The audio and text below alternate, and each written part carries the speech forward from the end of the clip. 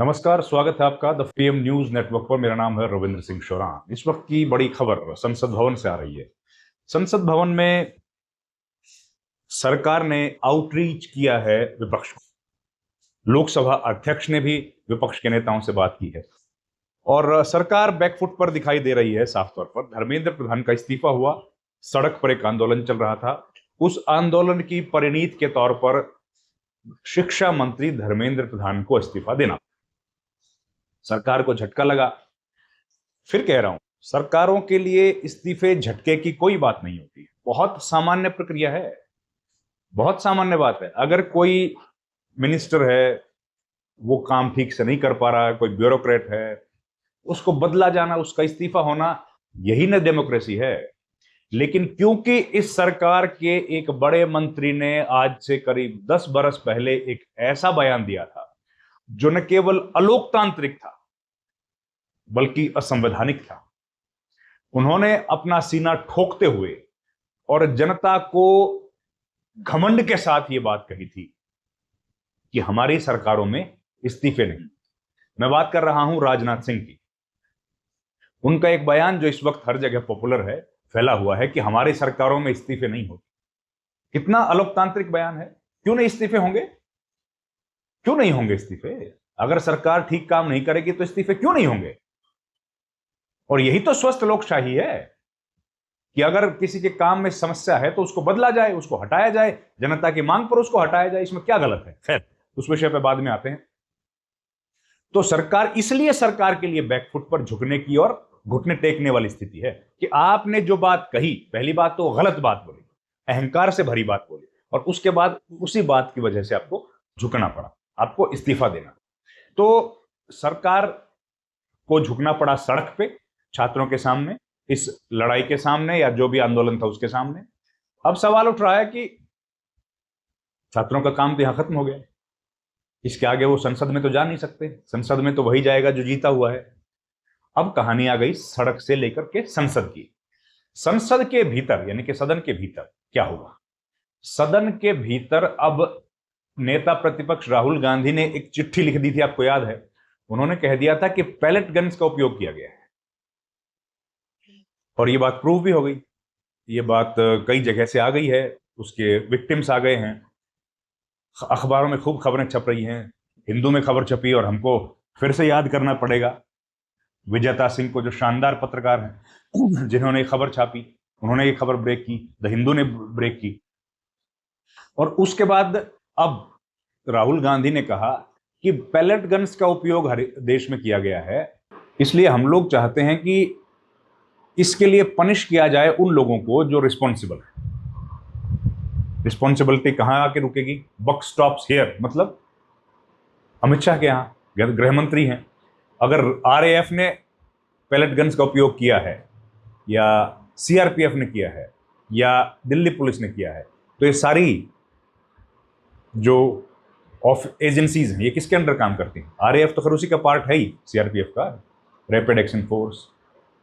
ये तो गृह मंत्रालय के मातहत काम करती हैं, और गृह मंत्री अमित शाह हैं। तो ये सवाल उठ रहा है कि ये आखिर जो पैलेट गन्स का उपयोग किया गया, किसके आदेश पर किया गया?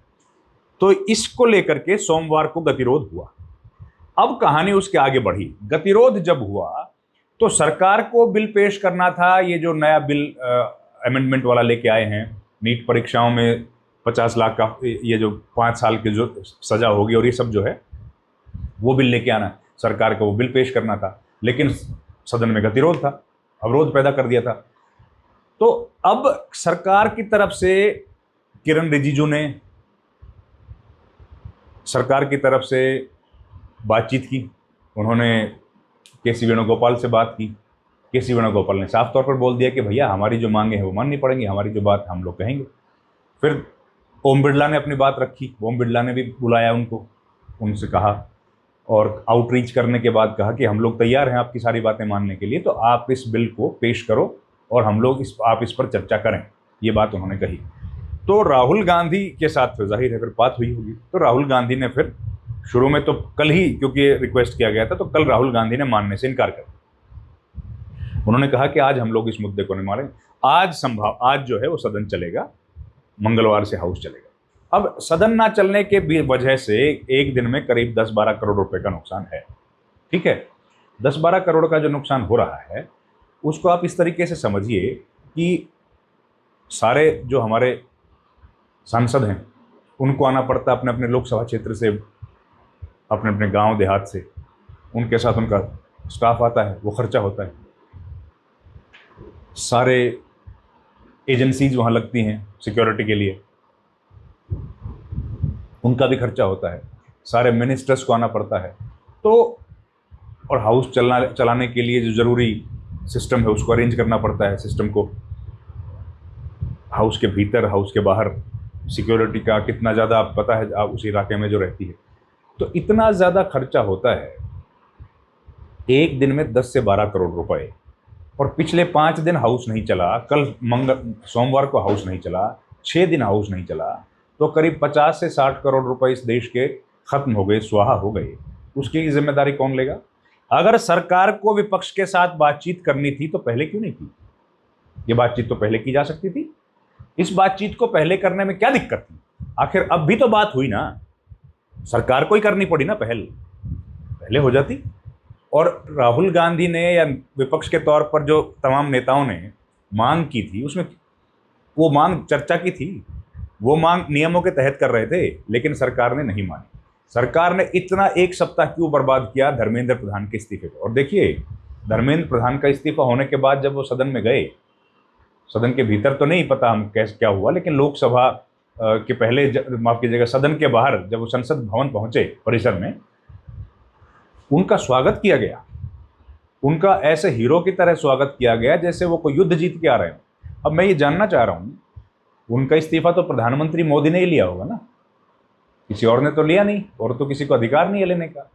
तो क्या प्रधानमंत्री मोदी के इस फैसले का भी विरोध कर रहे थे क्या लोकसभा के सदस्य या राज्यसभा के सदस्य, जो बीजेपी के लोग थे वो? और उन्होंने जो सम्मान दिया, जो सम्मान धर्मेंद्र प्रधान को दिया, वो क्यों दिया?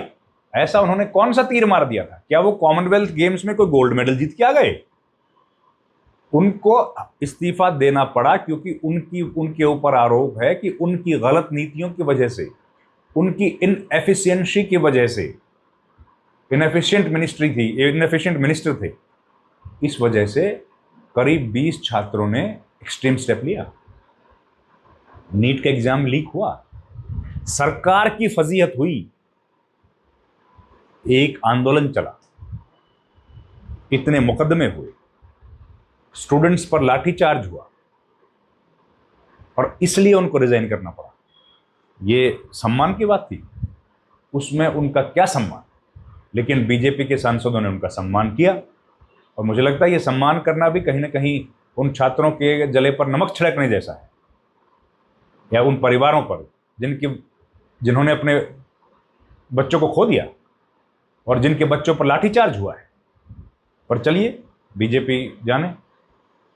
तो अब सरकार ने जब घुटने टेक दिए हैं तो सदन की कार्रवाई चलेगी, और उम्मीद है तमाम वो मुद्दे उठेंगे जिन मुद्दों की बात हो रही है। अब जो बहस होगी वो होगी, जो बिल पेश किया गया है उस पर सरकार अपनी तरफ से बताएगी कि उन्होंने क्या काम किए। सरकार ये भी बताएगी कि वो क्या काम करने वाले हैं। और इस मुद्दे के बीच में राहुल गांधी, संभावना है कि वो बोलेंगे, और जब वो बोलेंगे तो वो सवाल उठाएंगे, पैलेट गन्स का उपयोग किसने किया, वो सवाल उठाएगा। तो ये तमाम इश्यूज ऐसे हैं जिन पर अब चर्चा होना है। सरकार के लिए बड़ी चुनौती आ गई है। तो इस वीडियो में इतना ही। आपका बहुत बहुत धन्यवाद। Thank you very much. नमस्कार।